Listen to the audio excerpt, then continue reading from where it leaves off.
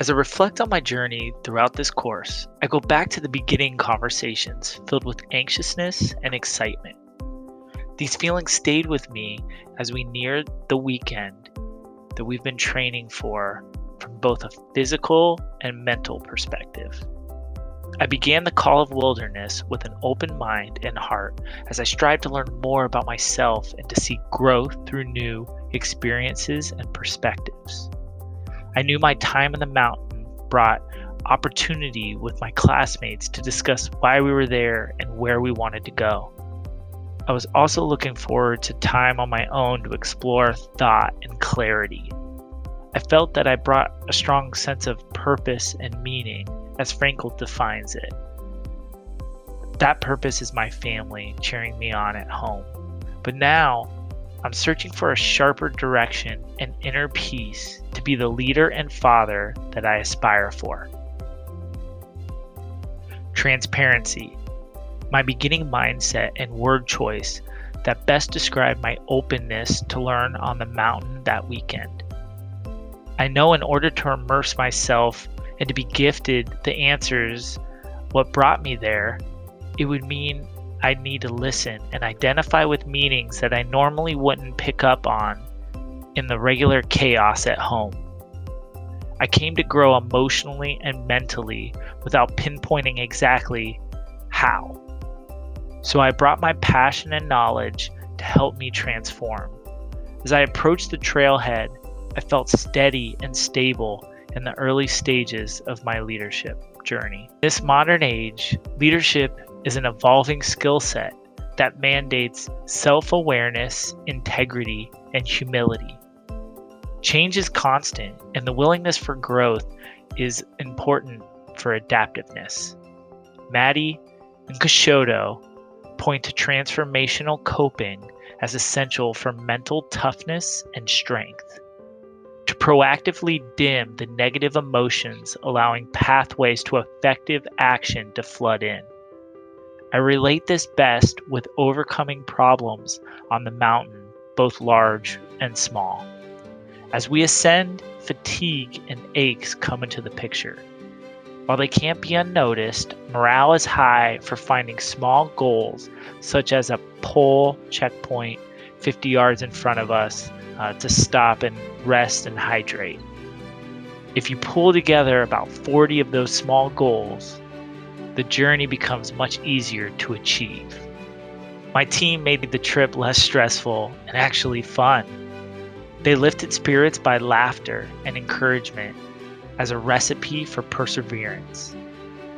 And when we were nervous or scared, that was okay too. We embraced all emotions that weekend and engaged openly in how we would overcome these problems as one. The mountain challenges everyone. As soon as you pause to enjoy the view and smell the fresh mountain air, the next challenge is waiting for you right around the corner. Team Denali kept a steady keel and embraced every aspect of the journey. Trekking up the terrain with individuals who share the same values, goals, and fears makes the journey all the more worth it. Cody, Casey, Dave, and Mel, thank you for the warm welcome at the diner/gas station and the high fives before heading home. It reminds me of the African proverb, if you want to go fast, go alone. If you want to go far, go together. As I came down the mountain and nearly back to camp, I reflect on a change of word choice that defined my experience. That was control. The mind needs to decipher between what we can control and what we cannot. We have the control to plan, prep, and estimate how the journey will go. We can trust our team members and listen to our leaders to reach the best odds for success. However, it's as important to understand what we can't control, such as weather, temperature, mountain conditions, crowdedness, water supply, and so on. Frankl teaches us that we were unable to control what's happening around us. However, we still have the freedom to control ourselves. Frankl recognizes this reaction and change as the freedom to respond. Your reaction is what determines your next course of action. It's almost midnight on summit morning. I totaled 90 minutes of sleep, and I was awakened by the violent shaking of my tent, as if someone was playing a joke on me. As I took my first step onto the rocks, I was greeted by Adrian, providing a helping hand to secure my tent. The winds were not cooperating, leading us to take it down entirely in a scurry. What a wake-up call. We knew the winds were coming, but a report never fully prepared you for that moment stepping out of your tent in pure darkness. There we were, soaking up the final moments and briefing a plan of attack. I felt at peace with my decision to simply do my best. It's what I could control. The odds were stacked against us, but in single form, we moved forward. The positivity and strong will was the reaction Frankl had hoped from us. All that we should focus on is our own thoughts and actions. That was the defining moment that I will carry with me over the rest of this year and likely beyond.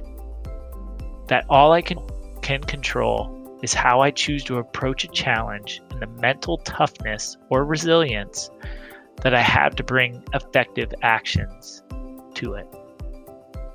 So we go forward.